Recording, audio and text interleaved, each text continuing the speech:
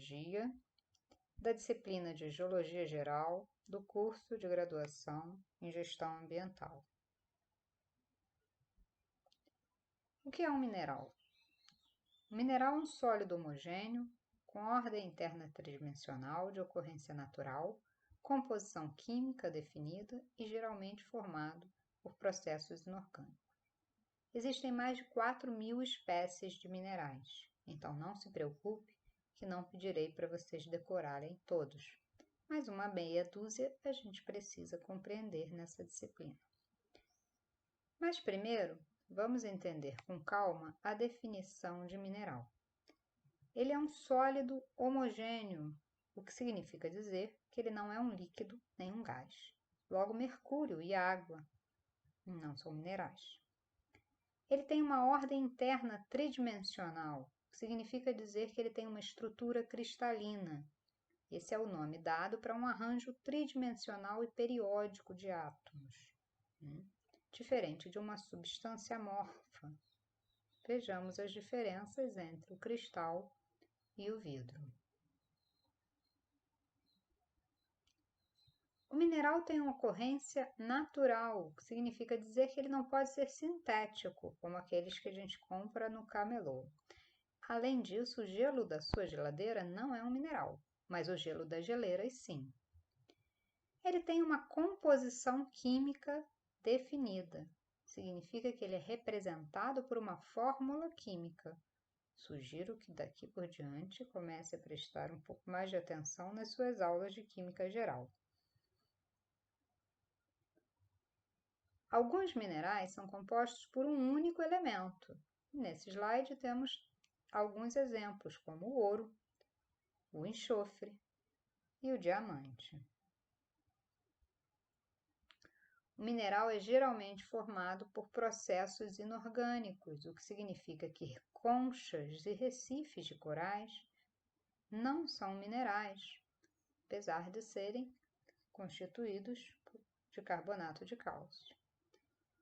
Alguns minerais formados por metabolismo de organismos, como calcita, aragonita, apatita, podem ser considerados minerais biogênicos, assim como o cálculo na sua vesícula.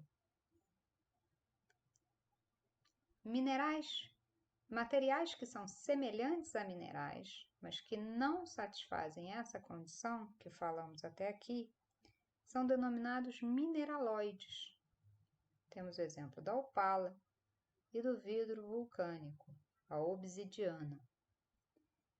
Vamos ver alguns exemplos de confusões do cotidiano com a palavrinha mineral. Água mineral e carvão mineral, por exemplo, não são minerais. O primeiro é um líquido, o segundo é formado por material biogênico. Mas, apesar disso, eles são incluídos na categoria dos recursos minerais, porque são extraídos da terra para o nosso uso. O petróleo e o carvão não têm uma composição química definida, nem estrutura cristalina, logo não são minerais. O petróleo é um óleo que se acumula nos poros numa rocha, e o carvão é uma rocha. Minerais de minério, para ter esse nome, bastam ter um aproveitamento econômico, serem passíveis de exploração. Então, a categoria dos mineraloides são incluídas aí, muitas vezes denominados minerais.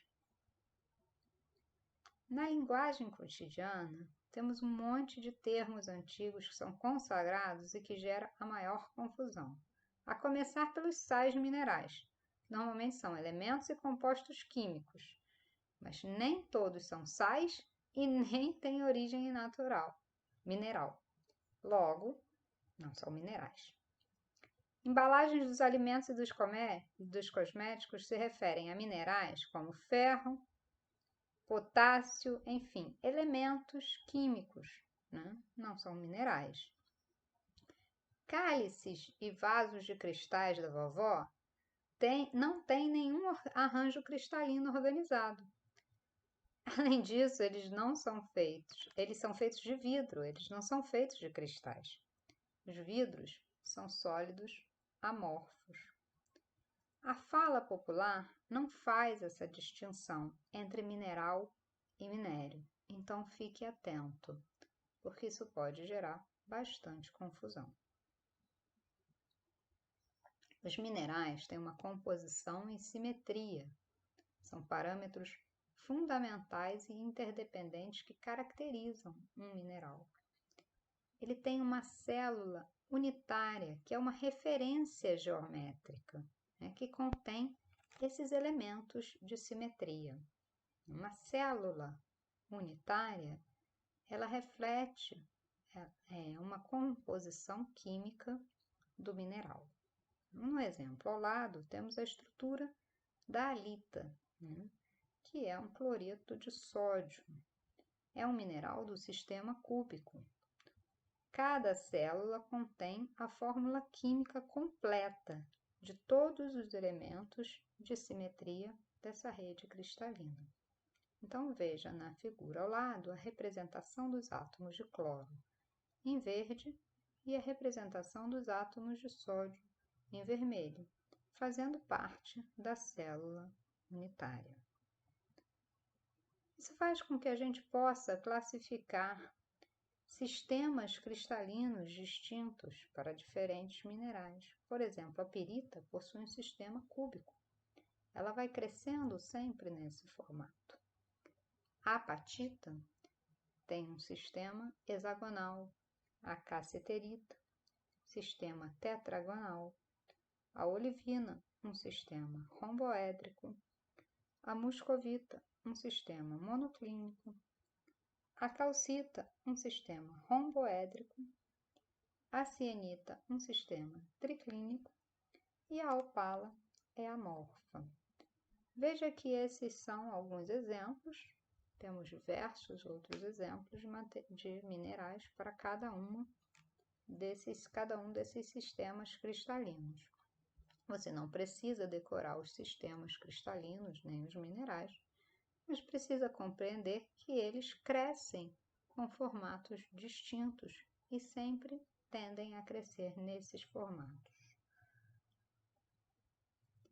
As ligações químicas determinam grande parte das propriedades dos minerais. Normalmente, os minerais apresentam mais de um tipo de ligação, mas essas ligações vão determinar se o mineral tem baixa dureza, tem baixa maleabilidade, se tem um alto ponto de fusão. As ligações metálicas normalmente conferem aos minerais essa capacidade de permitir a condição de calor e de eletricidade, né? E dão uma certa maleabilidade e ductibilidade aos materiais metálicos. Se você achou que isso é muita química para você, eu sugiro que faça uma revisão antes de assistir o segundo módulo. Aqui eu dou uma colher de chá, um pouquinho de revisão para vocês. Vocês podem parar esse slide para dar uma lida. E, novamente, a recomendação de prestar atenção nas aulas de Química Geral, que podem ajudar bastante nesse entendimento. Até o próximo módulo.